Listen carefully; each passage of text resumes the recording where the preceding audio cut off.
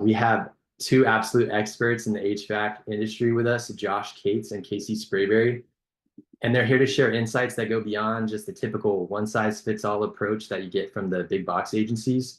And they're going to help you create a profitable 2025 marketing plan. Josh is the founder and CEO of Hero Marketing, and he's all about helping his clients with personalized hands-on strategies. And over the past 5 years, he and his team have generated over 125 million in revenue for their clients. And he's also the author of The Marketing Revolution, where he shares a simple yet effective approach to business growth. And then we've got the absolute GOAT of the HVAC industry, Casey Sprayberry. If you are unfamiliar with her, you need to get to know her immediately. She is the client and growth strategist at Hero Marketing, and she knows a thing or two about the plumbing and HVAC industry because she took her former company from 5 million to 25 million in annual revenue in just 4 years. So she doesn't just kind of know what she thinks might work. She knows exactly what works because she's been in your shoes. And now she helps Hero's clients implement those same growth strategies to achieve amazing results. So without further ado, please help me in welcoming Josh and Casey. Hey, good afternoon, everybody. We're so glad you're joining us. Casey and I are thrilled to have you here today. And we just want to take a minute to welcome over 170 companies from across the U.S. signed up for this. I think we're all very optimistic about what 2025 is going to hold for us. And so I just want to thank you for taking some time this afternoon and spending it with us as we dive into your marketing strategy for the new year. Just a little bit about me and the company. We started in 2005, way back when magazines were the rage. We have been through a lot of cool changes over the years with marketing, hence the name of my book, which we'll talk about, The Marketing Revolution. We are a family-owned company. We do not believe in a cookie-cutter approach. We have a great portfolio of home service businesses across the nation, and we love working with each of them right where they are at. Just a little bit about my history. I always tell people when I meet them for the first time in a business setting, I am an entrepreneur at heart. I've built 5 companies. I've sold 3. I'm very, very proud to say that all 3 companies I've sold are still in business today. And so I am going to be talking today with Casey, and I'm always going to be looking at business just like you are as an owner-operator. Marketing is a critical part of business success. And so I am going to be your eyes and ears, your entrepreneur, first and foremost, and then we're going to look at how data-driven decision-making and smart marketing can majorly impact your business. So that's a little bit about us, but I am thoroughly excited to have the real hero here today, and that is Casey Sprayberry, who is our client and growth strategist at Hero Marketing. Casey, thanks for joining. Yes, thanks for having me. Hey, everybody. I am super excited to be here. I am so excited to get to kind of be in a different role here and share some strategies with you and give back a little bit. Just a real quick background. I spent the last 5 years as a residential home service marketing manager, recruiting manager, kind of fill in the blank manager. And my awesome team was able to grow our residential HVAC and plumbing company from 5 to 25 million in just under 4 years before exiting to private equity. And so now this is my next journey, and I'm just super excited. I love to help contractors. I love to help people dig into things and see what's working and what's not so that they can really, dominate their market. So thanks for joining us today.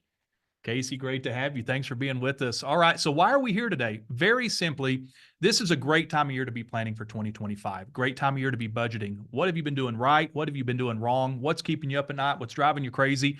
We're just going to kind of get into that today, and we're going to go into 3 specific exercises from our HVAC playbook, and we are really going to work to pinpoint some areas that can give a lot of clarity as you're looking to plan for next year. If you haven't downloaded the playbook, if you'll look at the very bottom of the Zoom webinar, you'll see a resources tab. The playbook is in there. That is your free gift from us. Highly recommend that you get that and follow along today and that you use this. We are going to look at 3 exercises, but there's more involved in our playbook. And the intent is that it is just really your guide to planning your marketing strategy. So let's do this. CJ, I would love for you to throw up our first poll. And this is going to be, on kind of getting our mindset correct for today and what we're gonna cover. So what we believe at Hero is that there are really three essential areas that you need to focus on for growth. You have your mindset, which are your attitudes, your beliefs, and just business in general and your company. Your skill set, which is your specific competencies, your team, both external and internal, and then your tool set. So what tools do you need to create a winning marketing strategy, or what tools do you possibly not have? Looks like the polls are coming in very quickly. We got a race between skill set and tool set. Let's give this a minute here. Okay, tool set kind of winning out a little bit right now, and skill set. So looks like we've got some strong minds here. That's great. I love to see that. I'm hopeful that most everybody here today is like, you're ready to grow. You're ready to dominate 2025. And so skill set and tool set is almost dead even. So that is great. I love to see that. So let's talk about the current state of your marketing. So before we get into our first exercise, let's talk about where you are today. And Casey, I'm going to kind of kick this over to you, and we're going to look at a poll here, because what we do as we kind of cover the material today, this is coming from our business being in this space for almost 25 years. We've done over 1 billion in total revenue for our clients. We've worked in 70 plus industries now, and we've been heavily involved in the home service space for over 5 years. So a lot of what we're going to cover today is the benefit of us working with so many clients to go, okay, what are the commonalities that are holding a business back, or what are the common mistakes that possibly companies are making? And let's help you get past those hurdles. So let's look at the 4 most common marketing challenges that we see. All right, you guys. So I want you to kind of think about these as we go through them and really pinpoint what you think describes your current state. Okay. So number 1, overwhelmed. Are you overwhelmed by too many digital marketing options in a complex marketplace, right? Number 2, do you have fear from past bad marketing decisions? Guys, we've all made those decisions. We have all, kicked ourselves for making poor decisions, right? Number 3, price. Are you wasting resources and blowing through your budget without a clear plan to measure your success? And then number 4, are you frustrated with your current marketing agency? Maybe they're not transparent, or maybe they're setting your budget and forgetting it. They're just blowing through it. So let's have a look and see where everybody's sitting there. Wow. Very, very even across the board. Frustrated with current agency, overwhelmed by digital marketing. We're going to talk about my book here in a minute, and why I wrote the book the way that I did, to specifically educate and address the current state of marketing that we're in. Okay, so pretty much even results across the board here. So that's good to see. So let's talk about a few questions that we want you to ask yourself. So let's talk about revenue, Casey, and why is that so important to track? And then we'll kind of break away from that a little bit, and let's talk about also goal setting, because it's definitely different for each company. Sure, absolutely. Okay, so let's have a look at number 1. Are you tracking your year-over-year revenue, right? Like, hopefully everyone is doing that. Mm-hmm. But to take it a step further, something crucial that I learned from one of my mentors is that we've got to constantly monitor our year-over-year numbers to ensure that we're growing beyond the rate of inflation, right?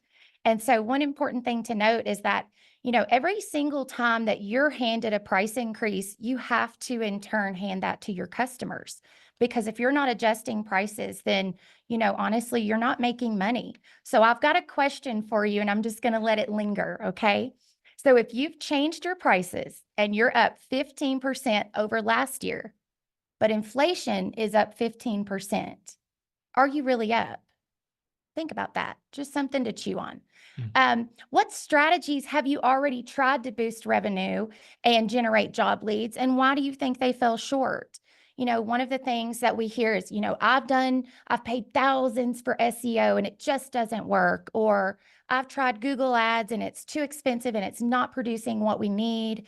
It's just not working, right? We're not seeing results. Well, my question to that would be, is it that it's not working, or could it be that it's not being properly managed and optimized, right? Because we know that those are 2 foundational parts of a great marketing strategy.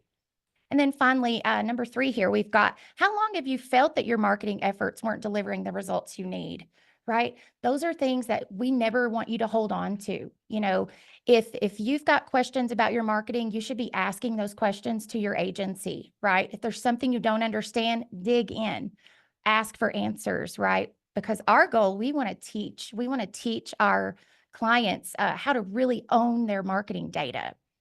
And then what's been the most frustrating part of the situation, and how's that impacting your bottom line? I mean, do you feel like you're currently, spending more and getting less? Do you feel like your lead quality is poor, right? You might get 30 leads and, 2 of them are decent and the rest aren't, right? That's frustrating. Is your website set up to drive lead gen? And then finally, do you feel that the stress of these challenges is starting to affect the other areas of your life, including your health, right? Our goal for you is that we want you to love your business. We want you to love what you do. And so we're going to focus on growth and opportunity. And we want to help you to be working on your business versus working in your business. Thank you, Casey. And one thing that you kind of need to make sure we are all aware of, Casey's an educator at heart. And I think Casey and I both have a passion for helping businesses and helping people. Like I said, I've been self-employed since I was 19. And the only reason that I'm here today is I've had great counsel. I've had great mentors through the years. And so I think one thing, if I get you guys to have like one key takeaway from like what is the DNA of Hero Marketing, it's that we love our customers and we love to work out difficult problems. If you think for 1 second that marketing is going to be easy and we're going to set a plan and it's just all going to come together, I've done this long enough. That is never the case. I've worked with publicly traded companies. I've worked with large national franchises. I've worked with the largest space nonprofit in the US. Nothing is ever easy about what we do here. And so as we go through the playbook, and we're about to jump into our first exercise here, I don't want anybody to be too hard on yourself. I want you to ask hard questions, and I want you to get to the root of what some of these problems are and make some decisive changes for 2025. But marketing's tough. You're in a competitive space. You're constantly trying to win new customers. I know that when we're looking at a business, we're looking at typically over 40 to 50 data points when we're doing our audit analysis. When we do our monthly meetings with our clients, we're looking at a massive amount of data and how that data is being interpreted into operational decision making. So this is a complex topic. And one thing we're going to talk about towards the end of this webinar, so a couple things I want you guys to stay around for. Number one, we're going to talk about Casey's specific role as our client and growth strategist and how that really differentiates Hero in this space. Then the other thing that we're going to do is make sure in chat that you're dropping some questions in to CJ as he's moderating today, because we're going to leave some time at the end to do a Q&A. And I really want to hear, as we're going through this, some of the things you guys are struggling with, and we want to address some of those today. So let's jump right into the HVAC playbook. So again, this is something that we've designed to be a step-by-step comprehensive guide. It comes from years of experience, multiple case studies, multiple data points. And what it's intended to be is it is intended to be something that you or your team can go through. And I encourage you to do this at least once a year, maybe even twice a year. And it is going to clearly identify where the areas of opportunity are for you and where your areas of weakness are. In fact, one thing that we're not going to cover today, but I want to point out that's in the HVAC playbook. We were talking about this just before we came on. There is an exercise in here, actually kind of a challenge of identify 3 areas of weakness that you want to solve right now before the end of the year. Write those down, hold yourself accountable, have your team hold you accountable, and get those 3 things off your plate now. I've had a wonderful mentor in my life for about 20 years. And he said, Josh, if you work on your weaknesses, all you're going to have are strong weaknesses. And the second that I looked at that from that perspective and got those things off my plate, my businesses thrived. They did. And so that would be one challenge I would give you guys. So what we're going to go through today is 3 specific exercises. Again, if you have the playbook, great. If you don't, click on the resources at the bottom of the Zoom and download it. We're going to look at the Hero self-assessment as exercise 1. We're going to look at the top 10 marketing mistakes. And we are also going to look at measuring success with KPIs. The other thing that you're going to look at when you go through the book is we put a weight on some of these exercises. And so each answer has a weight on how critical that is in your marketing plan. So let's talk real quick before we get here into exercise 1. Let's talk about your observation of our current clients, of a reactive versus a proactive client, and the difference that we see in a business revenue and growth. Sure, absolutely. So when I think of a client that's reactive, it's the client that, when the lead count drops, it may be due to a reduction in, seasonal demand, but then panic ensues and you may end up paying enormous amounts for low quality leads. You may even completely pull your marketing spend back altogether. And so, we also see reactive business owners jump from one marketing company to another in hopes of a quick fix, right? Proactive business owners, they take a layered approach to marketing. They consistently work with, and I stress with, right? It is a unified effort. Work with your marketing agency to constantly test, measure, strategize, and pivot to minimize the curve of any shoulder season. They don't let off the gas pedal when everybody else is letting off the gas pedal. They keep on throttling. Yeah, good point. Good point. All right. Thank you, Miss Casey. So what are we going to accomplish today? So the goal with the HVAC playbook, and the reason we want you guys here today, is we believe in tourniquet solutions. We don't want to put Band-Aids on bad problems. We want to fix the problems and change the trajectory of businesses. So we're going to look at some things to help guide you in that point. But a couple of things I want to point out first is, how are we going to identify bleeding in the business? And what are some of those most common things that we see? So as you guys are going through this playbook, I'm going to strongly encourage you to email that to me when you complete it. Josh at Market Like a Hero. We'd love to see the results. We'd love to take a minute to meet with you, talk about your business, get you a copy of the book, and just be that opportunity for you to look at how to really plan a strong marketing strategy. So here are some of the common things that we see as we get ready to do exercise number 1. We see a lot of the customers that we're talking with are getting into, man, my acquisition costs are going through the roof. Yes, I'm doing paid media or other channels, but I'm noticing that my cost to acquire a customer continues to rise, and I don't know how to combat that. Lack of new leads and customers, right? Like, that's marketing 101. You wouldn't be here today if you didn't have that problem. And it doesn't matter if you're a $2 million business or a $30 million business. We have a portfolio of clients that range anywhere from about $2 million a year all the way up to about $50 million a year. So we work in all of these kind of tranches. But getting new customers and owning more of your market is always that first opportunity. Your website not generating leads, unclear marketing performance.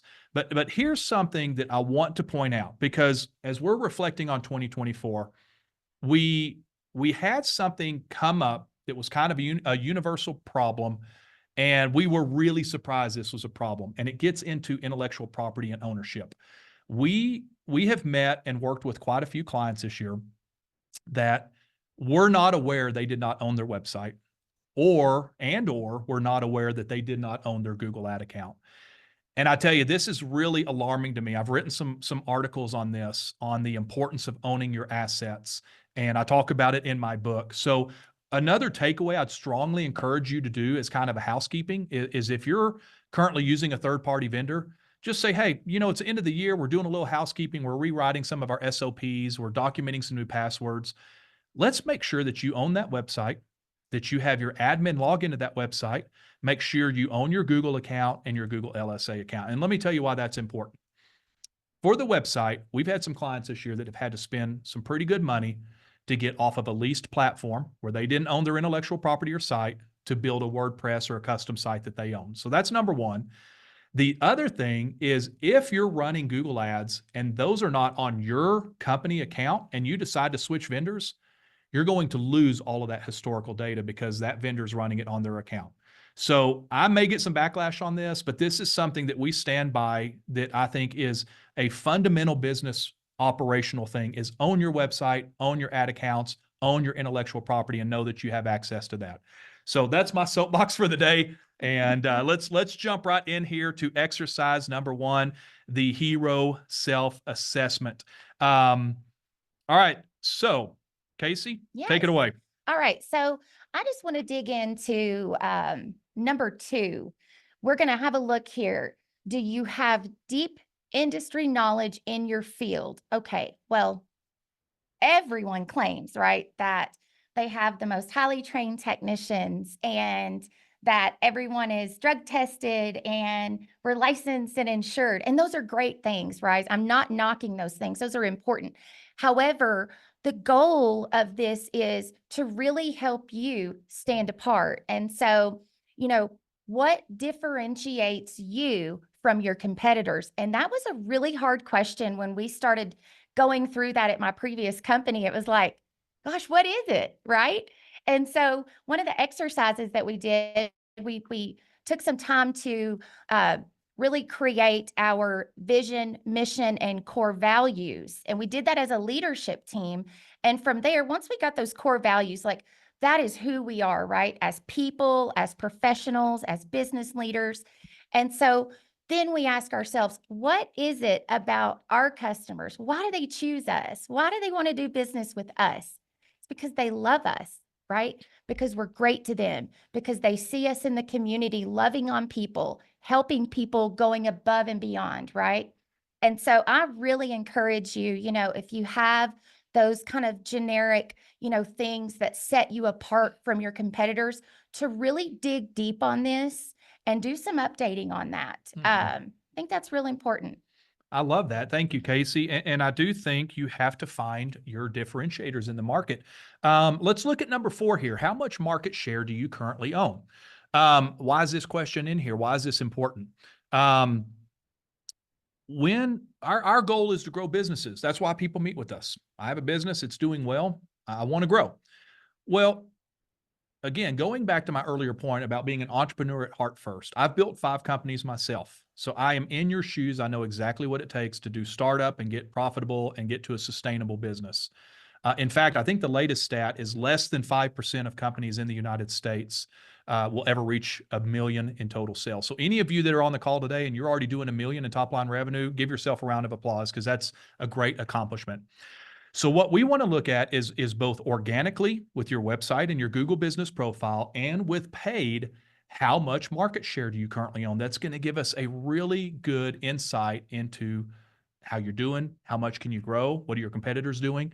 This is often a number that a lot of people don't know. In fact, we've got a really good question here from Richard. He said, I had an agency I was working with.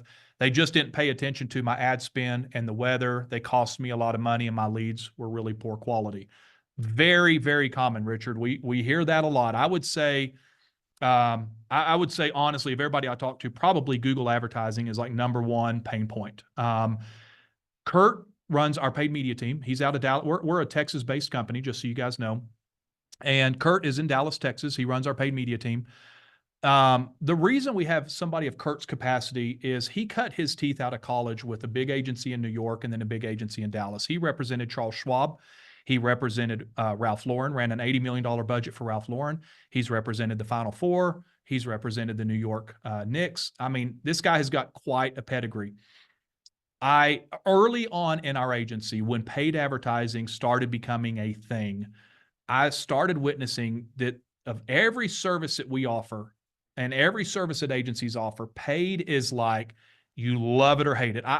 We don't have a poll for this, but I bet if we had a poll today and said, do you love or hate paid advertising? I bet it'd be like 80% or like, I hate paid advertising, because most people we meet with, that's one of their largest line items. It's one of their biggest expenses each month. It's usually the one thing that nobody seems to be able to track. And then it usually is the one thing that people go, it's not working. Well, I can tell you, we had a company in Texas that we had the honor of growing from 16 million to 34 million in 11 months. It was an unbelievable journey, great owner, great leadership. We had the whole toolkit to throw at this thing. They have since sold to private equity. But I will tell you, there are 3 top lead sources from 16 million to 34 million. Website, paid advertising on Google, and their Google business profile page. And so paid advertising, in my opinion, I think Casey would agree with me, it's not optional to do it, but it's critical to do it right. And so, Richard, that's frustrating. I've talked to so many clients this year that have gone through that. And so we need to know, how's your advertising performing for you? We do that as part of our audit analysis. And then how much market share do you own?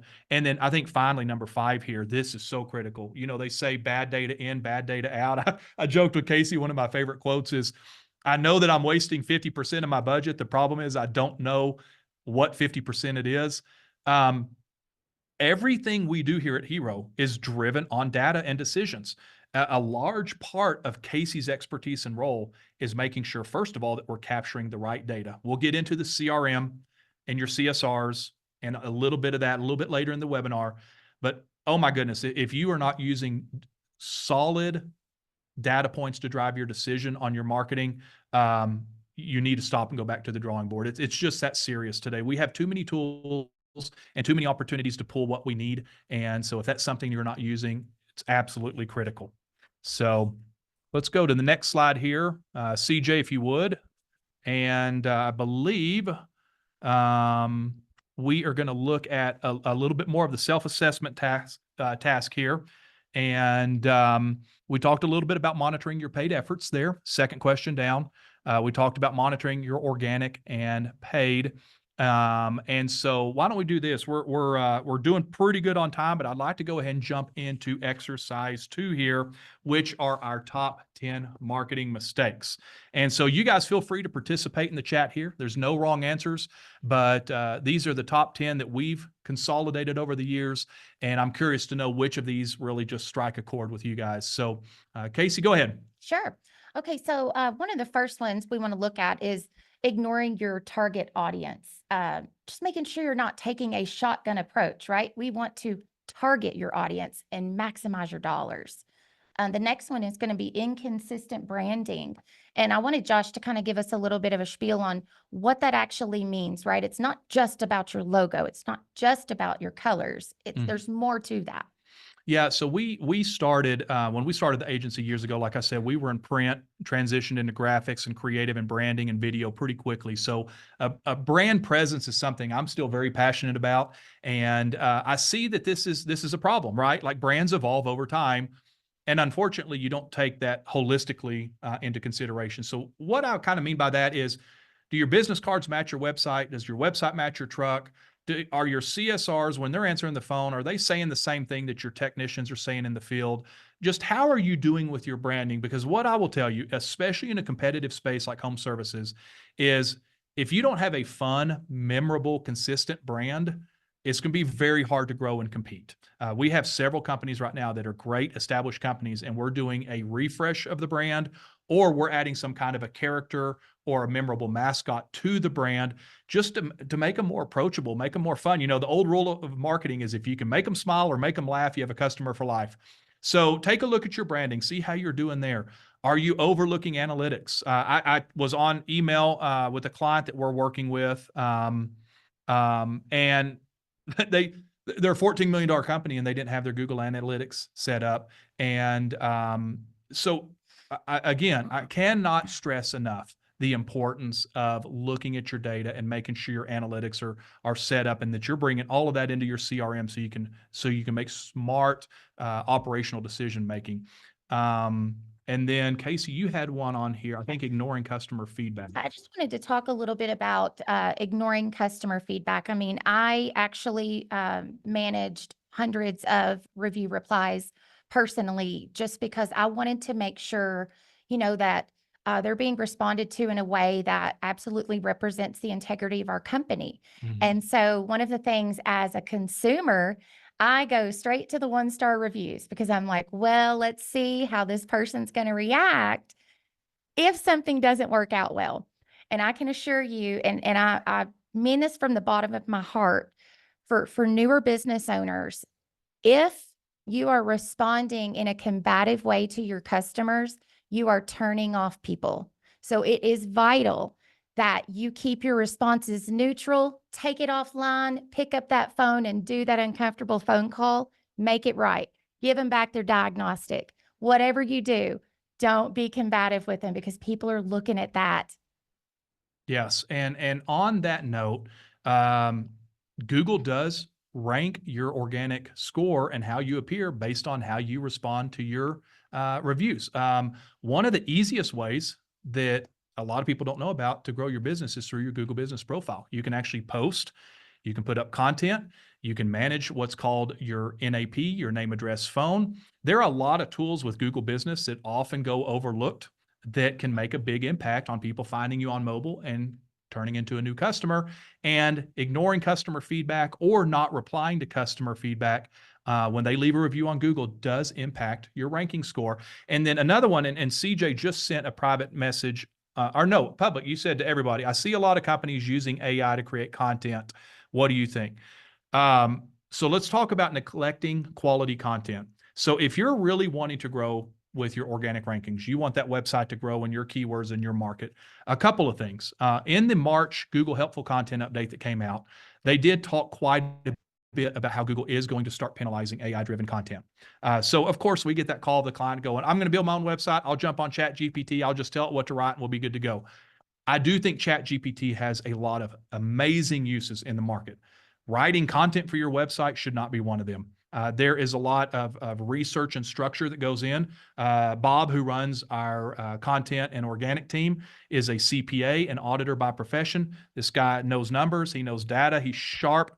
And when we're writing content for a website and when we're writing keyword structure and service pages and local market area pages, that's a really critical part of a website to get you guys ranking better. So if you say, well, I've tried SEO or I've tried to do that before, my website's not working, let's take another look at that because we actually see it. I wrote down a couple numbers today. We have a Florida company we started working with 90 days ago. Their web traffic is up 287%. We have a company out in Ohio, great 40-year-old business. They're up 206% year to date. And so what I would like to hear from you guys is just throw in chat here a couple of the things that are really resonating with you from the top 10 marketing mistakes. I really want to encourage your feedback here and say, okay, what is 1, 2, 3 things here that you go, I know that I need to be working on this.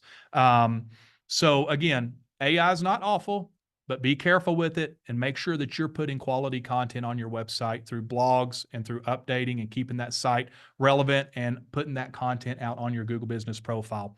So, so that's all that we want to discuss there. Lisa said, do you know if responding to a bad review several months after you get the review, will it bring the review back to the top? Here's what I will tell you. Google can be very frustrating to work with at times. I have seen more often than not, if you will take that bad review offline and visit with that customer, my advice is try to resolve that offline. And then if you can, then kindly ask that customer to maybe not remove the review, but maybe rewrite the review. And a lot of times we see that will turn in from a 1-star to maybe a 4 or 5 star. And then, you know, like that book, Raving Fans for Life, you have turned somebody from a very negative experience to a very positive experience. You know, what do they say? That for everybody has a bad experience with your business, they'll tell 10 people. For everybody has a good experience, they'll tell no one. We want that bad experience to turn into a good experience. So really, really good question there. All right, CJ. A few participants here that have put a couple things in the chat regarding their top, like say 2 to 3 things that they're struggling with. So I appreciate you guys engaging there with us. Yeah, thank you. Thank you very much for that. All right. So how are we doing on time? 1:35. We're doing great. Okay. So let's talk about knowledge is power. I want to talk a minute about my book, The Marketing Revolution. And here's what I want to say on that. I have found that a knowledgeable and empowered client is absolutely hands down the best kind of client that we can work with at Hero Marketing. We are in this together with our clients. One thing that's kind of unique about our agency with Casey's role is when we're meeting with a new client, one of the first things we're going to tell them is we have a non-negotiable. And of course, their ears prick up and they say, well, what's that non-negotiable? I say, you are going to meet with our team once a month, and we're going to do a strategic Zoom meeting once a month. We're going to spend an hour. We're going to have all of the data pulled on your previous month, and we're going to look at your business with you, and we're going to talk about strategic decisions that need to be made. I think a common complaint that I hear when somebody is leaving a former agency and coming over to Hero is, I felt like I was constantly having to chase my agency down, and I felt like it was taking too long to get answers. So the way that I like to run my company, and we've run it this way for years, is I don't think you should ever have to chase us down. We are here to serve you and make you successful. And so part of that is we're going to require that if you become a client, that you meet with us once a month. And we're going to look at a strategic deck. We're going to look at your numbers, and Casey is going to have some amazing takeaways. And this is a very give and take relationship. It is. Very symbiotic. So I might chase you down. you might. You don't mess with Casey. Casey's scary. So here's kind of our thought today. Is as you're going through the HVAC playbook, if at any point you're like, hey, I'd love to meet and talk, we're looking to make a change, or we really would like to help get to the next level, I'd love to see that playbook. So again, let me throw a poll up here real quick, and I want to hear from you guys. Do you want a free review on your HVAC playbook? Or are you at the point where you're like, I want to get to the next level, help me get started, I'm ready to rock and roll? So I want to get this book in as many hands as possible. Again, it just came out in early summer. It's on Amazon, but I've got the book here with me. If we got a widescreen shot here, Andy, thanks, buddy. I think you guys can see it here. It's a book, but I will tell you, this thing, it's what do they say? I think it's an easy read. Give me pages I can color in. Yeah. I've got a lot of things that you can actually write in the book and go through together on your own or with your team. So this was intended to be an interactive book. When you get it, there's a QR code on the front where you can scan, and there are additional resources that you can download and go through with your team. And so again, our thought is knowledge is power. The more information we can give you guys to make strategic decisions, the better, because if you're running a successful company, marketing is going to be one of your biggest expenses. And so you don't have the option to come in second place. You have to get it right. So you guys, it says, I want a free HVAC playbook review. Help me get to the next level. Thank you guys for filling that out. CJ will be in touch on kind of how next steps look. And I can't wait to work on this with you and introduce more of our team as we go through this. So thank you for that. All right. So let's go on to our third exercise here, measuring success with KPIs. That's on 17 and 18 of your HVAC playbook. Yeah, thank you, Casey. So if you guys want to turn there again, if you haven't downloaded it yet, click the resources tab in the bottom and you can snag that. So measuring success with KPIs. So going back to what I was talking about here a minute ago with Bob, our co-founder. Bob's a CPA and state auditor, as I said. And I tell you, I've learned so much from him through the years, and we have really had to adapt. So when we started this agency, we started in print. And the reason we started in print is we found that a local community magazine was the best way for our clients to reach a large number of households in an affordable platform. Nothing that we do today is any different from that mission. We want to help you guys reach the largest number of homeowners possible for the budget that you have. So how do we do that? Well, unfortunately, it's very difficult compared to magazines. Magazines, you write an article, you do an ad, you put it out, people call, and those were the good old days. Well, now we've got search engine optimization, Google policies, Google business, local search ranking score, quality score, backlink score, digital marketing, local service ads, direct mail, SMS. I mean, our heads spin when we start listing off all the things we do, and I'm sure yours do too. It's a lot. So how do we kind of, eat an elephant? You eat it one bite at a time. How do we take a existing business like you guys today and say, where are the areas of opportunity? Well, we do that by saying, what should you be measuring and what are you not measuring? The second that we see that I don't know is the answer, or I don't think we're measuring,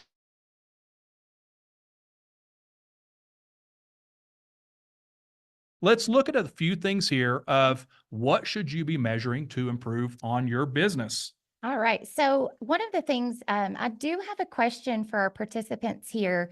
If you wouldn't mind to put in the chat what CRM you're using. Just type it in there. It's not for any particular reason. It's just to help me understand, because I use the CRM even, in the marketing space.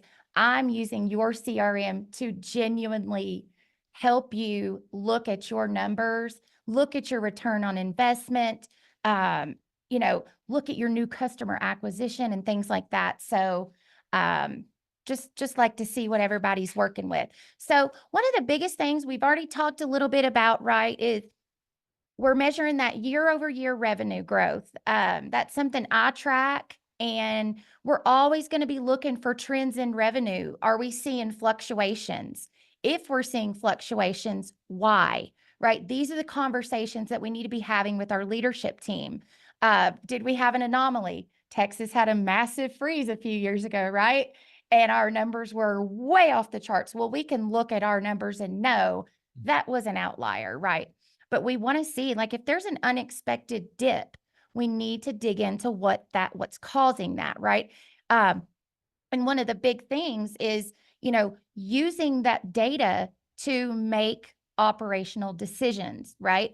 If we see, we had a company in where they at? Oh, New Hampshire. New Hampshire, New Mhm. Hampshire. And they were killing it October of last year. And they lost an employee due to some health reasons. And I'm looking at their data and I'm like, oh my, what has happened here, right? And it had nothing to do with marketing, because their marketing was just churning. It was amazing. And so we went to the company and I'm like, guys, talk to me about this. And they told us, they lost their best sales guy. And it showed by about 44% of a dip, right? So that's the kind of stuff we're looking at. Another thing that's really important to check out is your customer acquisition cost, right? How much does it cost you to acquire a customer, but the new customer, right? And Josh, I just want to ask you to kind of, elaborate on that a little bit. Talk about that paid customer acquisition cost when it comes to your Google PPC campaigns and things like that. Yeah, I think it can be measured through advertising. Another term that's kind of being thrown around in this space by some colleagues of ours is revenue per customer, or RPL, revenue per lead. So there's a couple of critical metrics that we're looking at. Kurt, our director of paid media, he's going to tell you, a lot of people I think will tout vanity metrics of clicks, impressions. Those are great. We need to be looking at that as a holistic approach to how you're ranking in the market. But at the end of the day, what's it actually costing you to acquire a new customer? One of the metrics that was really interesting that we added about 4 years ago is we actually have some pretty cool software that will put a metric on your search engine optimization. And, SEO is something everybody should be investing in. If you want to debate me on that and want to say, we've had a bad experience, that is very common. And I want to unpack that, because there are a lot of right ways to do SEO, and my goodness, there are a lot of wrong ways to do SEO. Unfortunately, with search engine optimization, and again, I've been doing this for 25 years, I saw that SEO was almost kind of like being a realtor. When everybody started seeing how much money you can make in real estate several years ago, it seems like everybody we knew all of a sudden became a realtor, kind of like everybody all of a sudden became an SEO expert.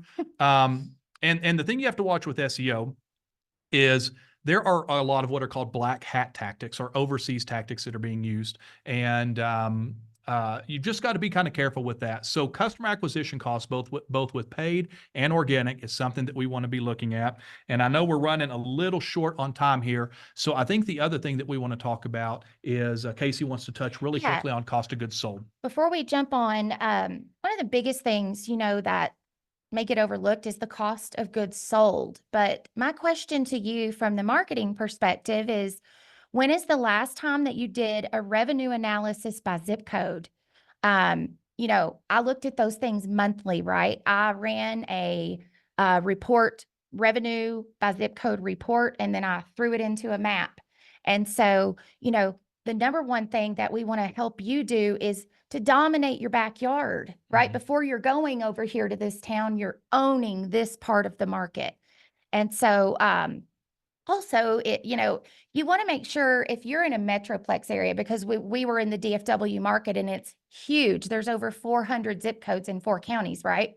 And so one of the things that we did was we were able to cut those down, have our specific marketing zip codes, and then we increased billable hours by lowering that windshield time, right? So it's just about really knowing those zip codes that are going to produce the most revenue for you. Thank you. Yeah, and I know we're running a little behind now. So, CJ, let's go ahead and jump to the next slide. I just want to touch on this real quick. Again, this is all in the playbook in addition to some other really helpful exercises. So we're not going to spend too much time left on this one, because again, you guys have this at your disposal. You're going to fill it out. You're going to send it back to us. We're going to give you some great information. So let's talk about what we feel is like the main hero differentiator, the way that we've structured our company, the reason Casey is here with me, and the reason that we have so many success stories. We've already told you about a few of them. You've heard about Casey's growth. You've heard about our Texas company. We have several others that I can share with you. But here's what that kind of breaks into is we don't take marketing and put ourselves on the shelf or put ourselves in a bucket and say, well, this is just what we do and good luck with the rest of what y'all do. We look at the core components for us to be successful, because I'll tell you guys, I'm really selfish. If you come in and you become a client of mine, I don't want to have a conversation in a year of why you're no longer a client of mine. When we get a new customer, the first email you're going to get is to our leadership team, and it's going to say, welcome to the Hero family. And why do we say that? We're a family-owned business. We believe in taking excellent care of our client base. We, since our inception, have a 93% client retention rate. Most of our home service businesses that we lose are through private acquisition. So good for them, not always good for us. We hate to lose somebody. But here's what makes us different is we're going to look at 4 critical areas of your business. These are areas that Casey and her team are experts at. So I'm going to kick it off to her, because this is going to be a really important part of your marketing strategy, to take marketing and to take these 4 core components and say, are we all talking to one another the way that we need to be talking to one another? Yeah. So, one of the first things that I actually do when we're looking at a client, to get them onboarded and ready to rock, I get into their CRM and I pull a handful of reports that I, know to have really great metrics that I like to measure by. And so I'm able to get in there and see what's working, how the marketing tracking is set up, right? Is it dialed in to truly produce an ROI, right? Because we know we've got to be tracking our ROI. We've got to know exactly what we've spent, where we've spent it, and how much we've made from that in return. That's just so important, right? The next big piece of this, it's just critical, is empowering our customer service team to drive results. If they understand the why behind every time you need to, input the marketing source, right? Every time you need to, when you're closing out a call, making sure that the job type's there, the campaign source is there, because all of that is going to be the output. That's going to be the data output where I'm going to pull, and then I'm going to be able to sit down with the GM and the ops manager and the office manager and say, hey guys, here's where I see a problem. These things are working great, but these things right here need a little bit of help. And so that's where that's that holistic approach, right? And then finally down here, we have the operations. Operations and marketing are married. They are not one or the other, right? I strongly believe, and I feel like we proved it at my previous company, our leadership team worked so closely together to make decisions because one impacts the other always. Very good, Casey. Thank you so much. All right. I am going to kick it back to our Mr. CJ here, our moderator. We're going to get a quick drink of water. We're going to gather a few questions here from you guys, and then we'll see you right back here for our Q&A shortly. Hey guys, that was incredible content. While they grab a drink of water, I'm just realizing that you're probably like, who's this plant guy in a cardigan talking to me about HVAC? So I want to tell you a little bit about my background. I spent the last 5 years on the leadership team at EGIA, one of the HVAC industry's largest business training organizations. And I've had a ton of experience working with other agencies. I've helped HVAC contractors all over the country, vet those agencies and kind of was the go-between to help them find the right one. And honestly, I love the opportunity to work with Hero because they actually care about their clients' successes. They're not that venture-backed, like kind of cookie-cutter agency that just wants to keep you on the line. They are really upfront about what's working and what's not. And that kind of transparency is incredible in the industry, and it's very rare. And Josh is just super engaged. Casey really cares about your success because again she's been there, and again it's super rare to find an agency that actually cares about their clients the way that Hero does. So I just would urge you guys to take advantage of that 20-minute call that Josh offered earlier. It's a great opportunity for you to go over that playbook in a little bit more detail. They're going to offer complimentary feedback that they would give their paying clients, whether you decide to work with them or not. So honestly, like when Josh says, welcome to the Hero family, you can take that right to the bank because he absolutely means it. Now let's bring him back on camera. Let's get to the fun part, the Q&A session, yeah? All right, welcome back, guys. How was your water? Hey, thank you, thank you, thank you. All right. What Cool. do we have up first, CJ? Yeah. So we had a question. I've already built a $20 million company. How do we take it to 50 million? What's the next steps? How do we take it from 20 to 50? Good question. That's a big goal. Well, we have taken in the last few years, of course, you know about Casey going from 5 to 25 in 4 years. We've taken a couple from 10 to 18, another from 16 to 34. We took one from 9 a month. Yes, 9 to over 200 a month. Why don't you answer first, and then I'll chime in on some of my thoughts as well. Sure. So I think what I've seen, what I've seen the most of is companies that are able to sustain massive growth like that are so well put together operationally. It takes systems, it takes processes, it takes someone day in and day out knowing all of your numbers, right? In real time. It takes the whole team understanding the goals, right? And I can't stress enough, systems and processes and marketing tracking. I mean, marketing tracking is everything. I spent a couple of years, dialing in our marketing tracking to the point where I click a button and I know exactly what's happening, how much I've spent, how much I've made on it, so that I can make really good decisions. But I can also look at it and say, gosh, you know what? We had 160 leads that came in after, the hours of say 6 and 8 p.m. and we didn't get to those.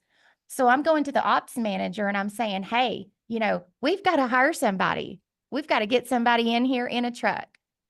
And then I would say from a marketing standpoint, when we've had the really big growths, it is, first of all, it's getting in and doing an analysis and eliminating wasted spend. We see wasted spend sometimes as high as 30 to 35%.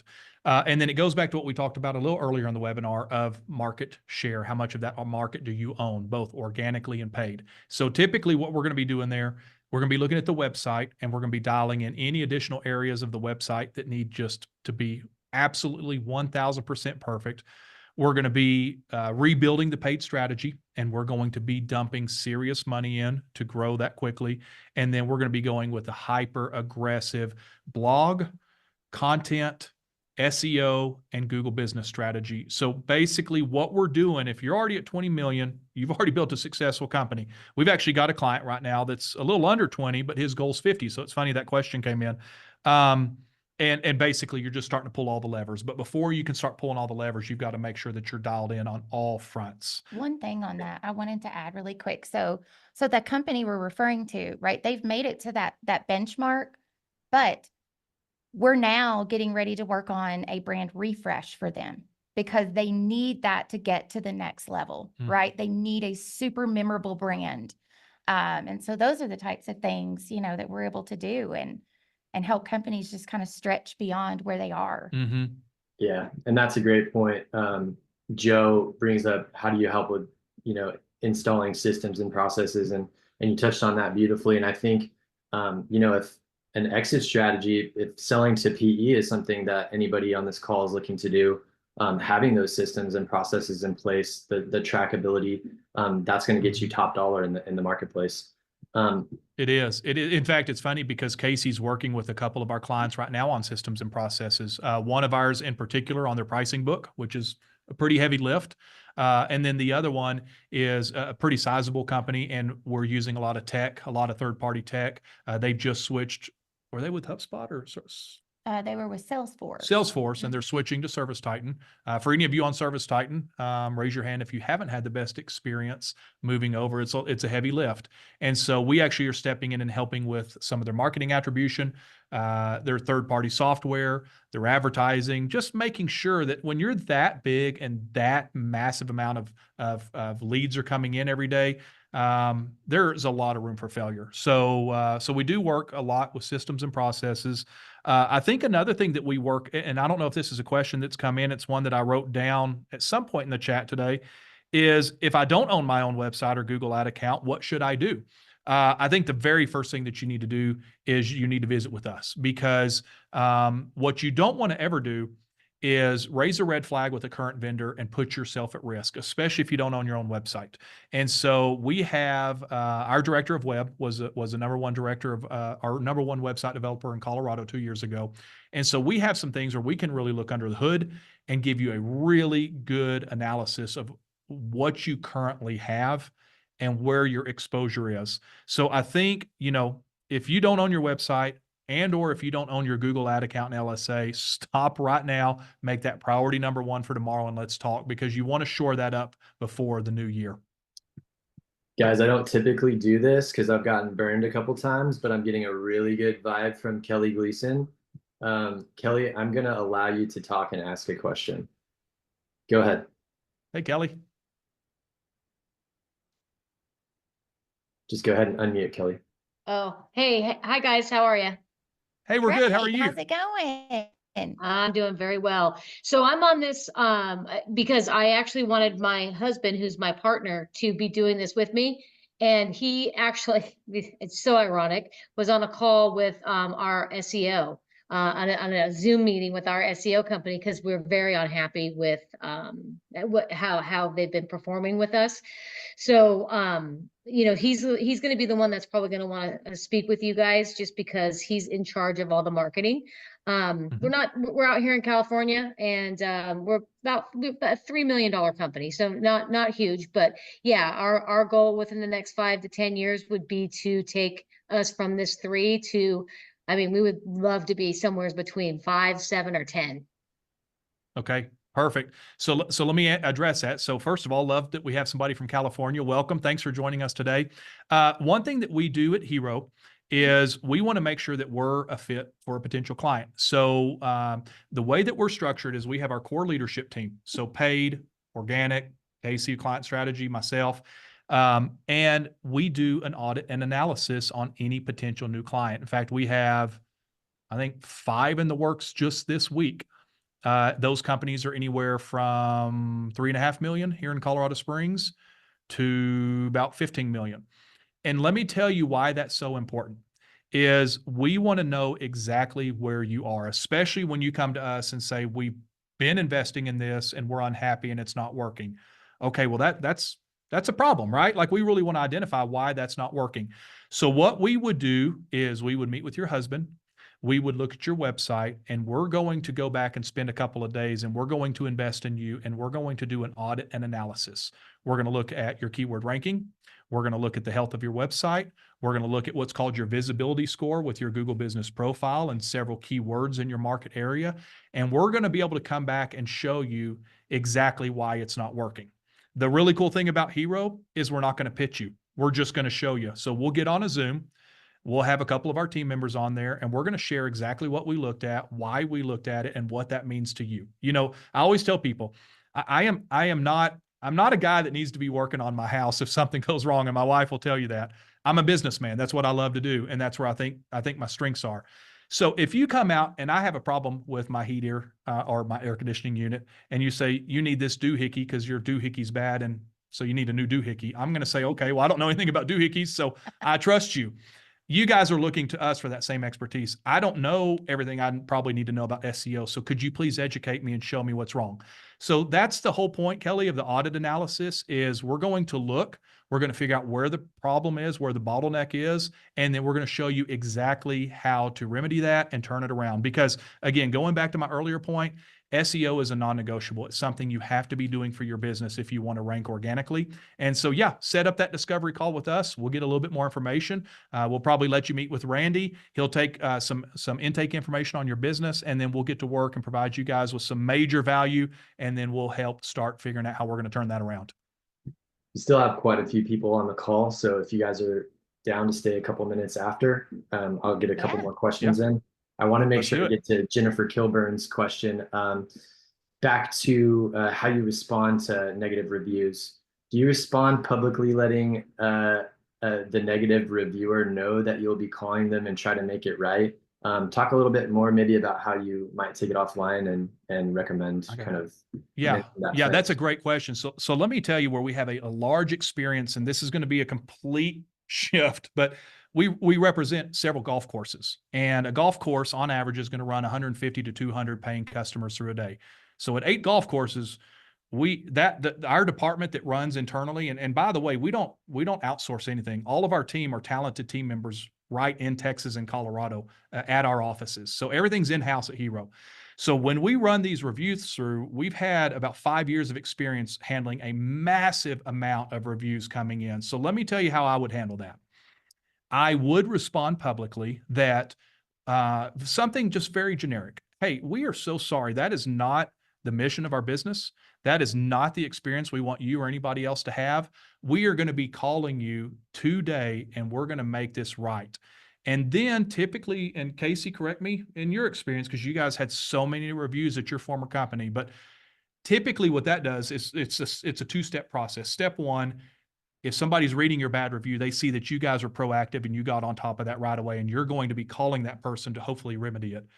The second step of that, and we mentioned this earlier, is if you do remedy that with the customer and they're like, oh, we had a misunderstanding, or you're going to make it right, or this happened and you took care of me, do not be afraid to ask for that person to go in and alter their review. Don't just leave it at, okay, well, it's resolved, but I still have a bad review. I would absolutely say, look, we really try to run a great company. Your 1-star review is really going to hurt us. Would you please consider, since we've made this right, would you reconsider your review? And more often than not, we will see people will come back in and go, you know what? I was mad. I was hot-headed. I shouldn't have done that. Yeah, I'll be happy to go in and change that review, and then make sure you follow up with them and that it's done. Sure. We have time for one more. All right. I don't think I own my website or my Google Ads account. What do I do? You need to talk to us. You need to talk to us. There are a few different ways that scenario plays out. The worst that we've seen this year, and this isn't a fear tactic, it's just a reality. We had a client that we were going to onboard. They swore up and down they owned their website the whole time. They decided to have us manage their website last minute. We go in to log in and we realize they didn't. They went with one of the big box companies. I'm not going to say who it is. The company actually built the site on their proprietary platform. Our client didn't know. And fortunately, they had an old WordPress website. We were able to stand that back up and not spend a whole lot of money to get them back operationally. But there are several ways that you can't own your own website, and we're pretty familiar with all of the platforms out there. And so kind of where that conversation starts is we first want to see where your website is. If it is on one of the big box companies, there's oftentimes ways that we can clone that site, put it on WordPress, and get you ownership. But we're working with a wonderful, wonderful guy right now. Love him to death. And he is on a platform that we've never even seen. We've been doing this 20 years, and even our web developer is stumped. So in that scenario, what we're going to look at probably recommending is, hey, there's nothing really wrong with your website right now. At some point, we want you to own that, but that's going to mean creating a new custom WordPress website. So now we start having the conversation of cash flow and revenue. At what point does it make sense for you to invest in this? And while we're making that decision, keep everything as it is right now. We can still do the blogs. We can still do the SEO work. We can still manage it. But at some point, sooner than later, we strongly advise that client needs to invest in building their own site. Now, here's the encouraging thing about that. When they invest in building their own website with a company like ours, this is going to be something that's going to live and work and be powerful for you for years and years and years to come. So it's a little money on the front end, but it's when you amortize it out, it's a great investment. So That's awesome. Well, I want to just say thank you again. Richard TJ. chimes in. Good. I'm tired of working with lazy marketers. I feel like I'm in good hands with you guys. And so we're about 8 minutes over on time. I want to just give you guys the floor and see if you want to sign off and leave anybody with some closing comments. You know what? I think that we've had a blast here today. Again, going back to our point of we love education and we love having these conversations. I just appreciate everybody coming in. I appreciate you being willing to participate. It's always good for us to get a pulse of the market. So to see these great comments in chat, to see the polls, it really helps confirm to us that we're on the right path with what we're doing. So I think I just want to encourage you that, you know, not all HVAC companies are bad. Not all marketing companies are bad. There is a right and wrong way to do this. And so if we get the opportunity to serve you and your company, we're going to have a ton of fun. We're going to provide a lot of insight. You're going to be extremely successful. And so I just want to thank everybody for joining. And I especially want to thank Casey. She is just an amazingly talented person. She works tirelessly to serve our clients with excellence. And so if you guys are fortunate enough to get the opportunity to work with her, you're going to fall in love with her just like we have. So, and CJ, thank you. You've done a great job moderating today. We appreciate it. Thank you guys for the great comments. And it looks like they're flooding in. So again, we're going to have this recorded, so we'll pass this around. We've got the HVAC playbook for anybody that meets with us. Don't forget, we want to get you a signed copy of the book out coming your way, and enjoy the rest of your week. Thanks, guys. Appreciate you joining us. Thanks, everybody. Thanks so much, everyone. I just want to say one final thought. Marketing can be your single greatest source of revenue if it's done properly, and it could be your biggest expense if it's done terribly. So if there's any question in your mind that you don't have 100% confidence in your marketing, please reach out to Josh and Casey at Hero. Cheers all.